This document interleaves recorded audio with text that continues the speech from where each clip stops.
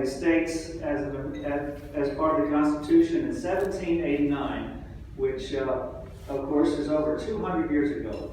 So the question I put before you today is, why are we still talking about what the Second Amendment means? After all, you can see in the first slide that I put out there that it's only one sentence long. I have some handouts. You can see that it's only one sentence long. And so the question that is still out there is, does the 14th Amendment apply the Second Amendment completely to the states? And the answer, according to the U.S. Supreme Court, is not exactly. So that is why we're still talking about that. If you look at the text of the Second Amendment, you'll find, again, as I said, that it's one sentence long. It's one run-on sentence long. And so, as a result, there are two parts to the Second Amendment. As Justice Scalia put it, we have the prefatory clause and the operative clause. And so, depending on your perspective, the Second Amendment could be boiled down into 4 words. If you were giving one perspective of it, you would say, well, those 4 words are the right to bear arms. On the other hand, another perspective would be the first 4 words, which is a well-regulated militia.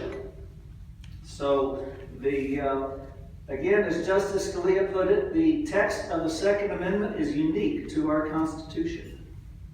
So, if we take a look at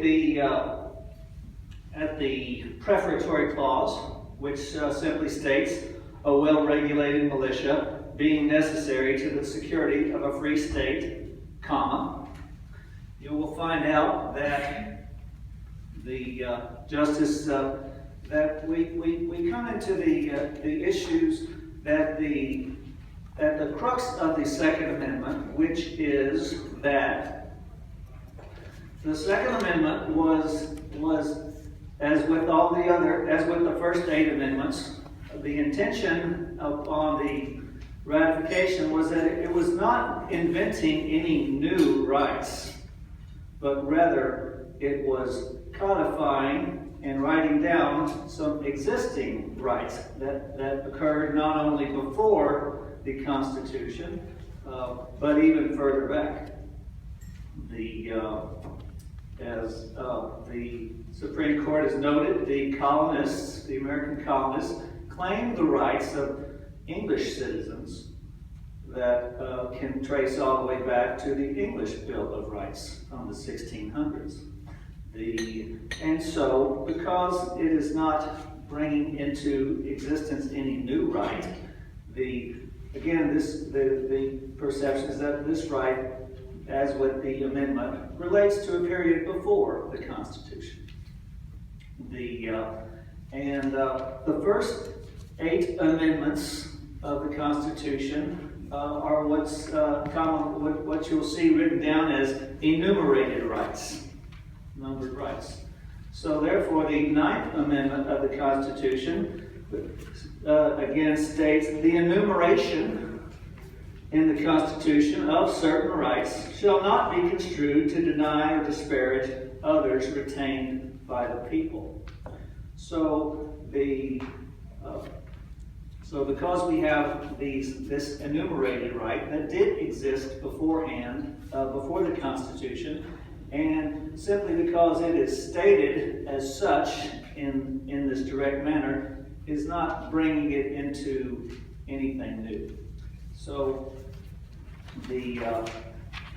looking at at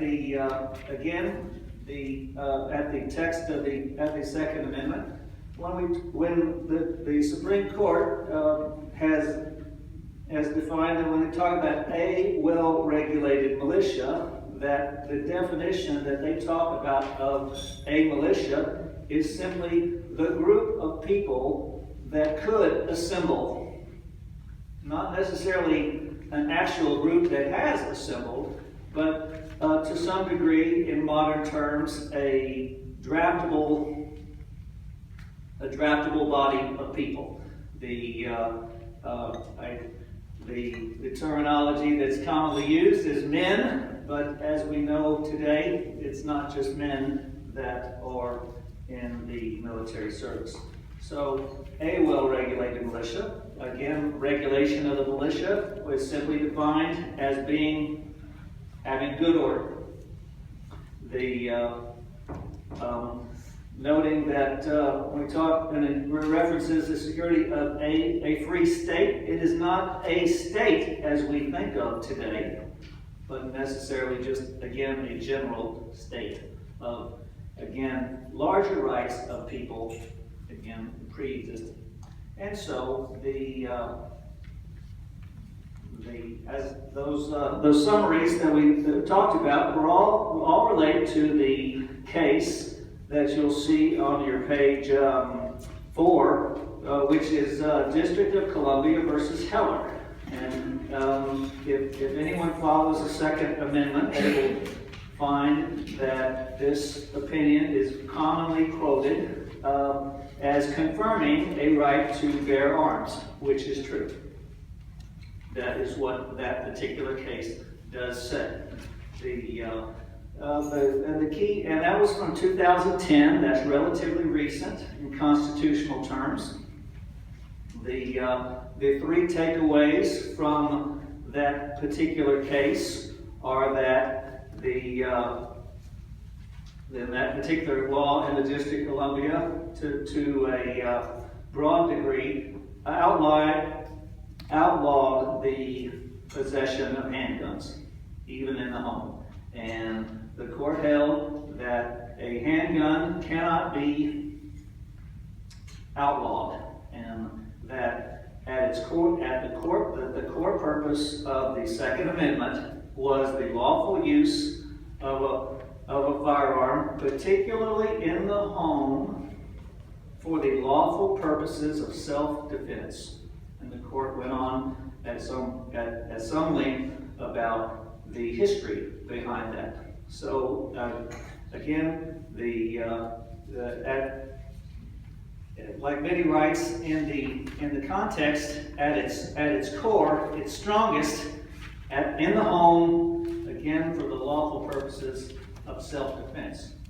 And furthermore, the court said that this wasn't subject to any balancing test, but rather it was this enumerated right, as we see used in the Ninth Amendment, takes this matter out of the court to balance anything, to decide anything on a case-by-case basis, and that the courts would not apply any level of scrutiny. They saw this as a definitive matter.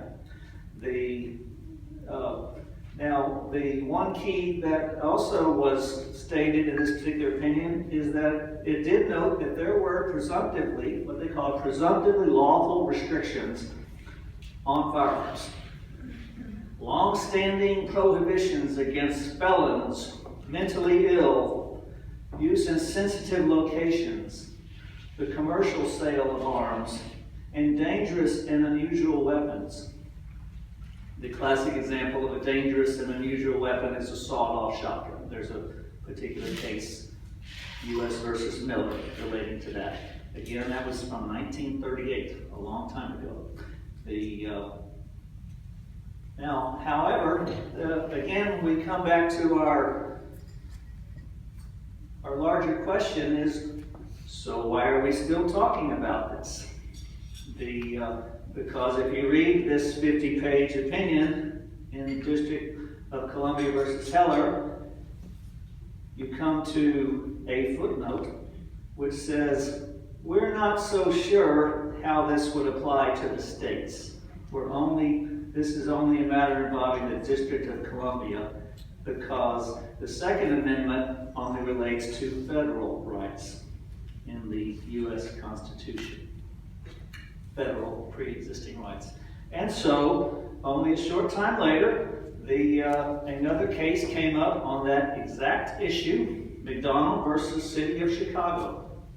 And the court then had to analyze the Second Amendment again under the 14th Amendment, the well-known 14th Amendment. And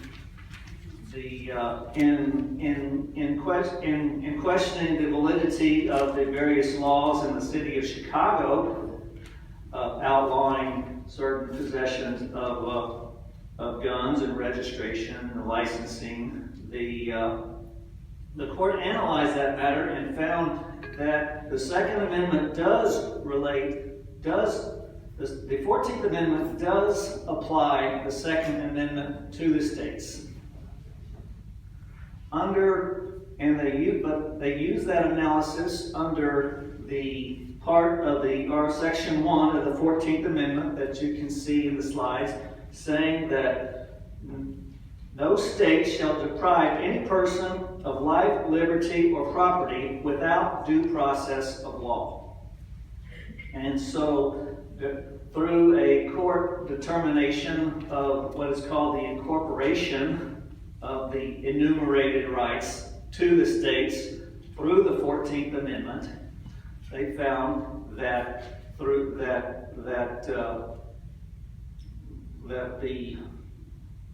that is how the Second Amendment holding in the Heller case would apply to the states. And so that again, we would hope that, well, wouldn't that resolve the issue?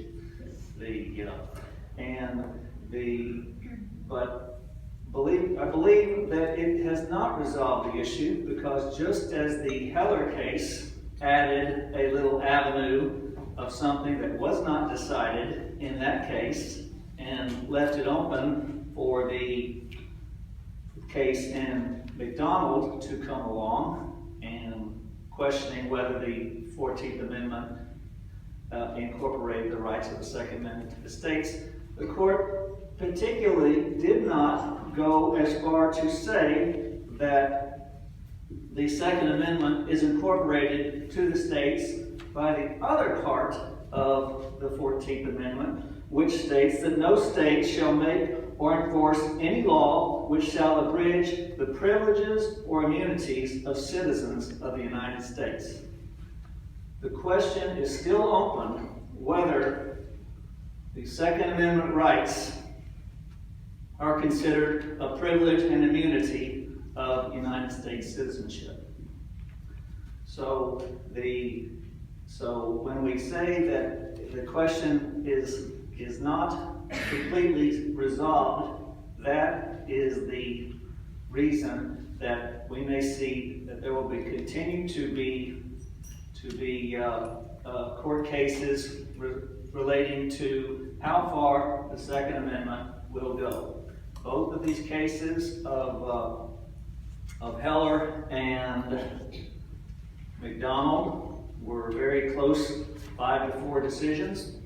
The states, certain states are continuing to pass restrictive laws on relating to firearms and to possession and use thereof, and so this issue will continue to be one that will be in the news.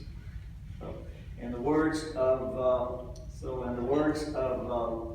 the famous TV show Hill Street Blues, let's be careful out there. Thank you.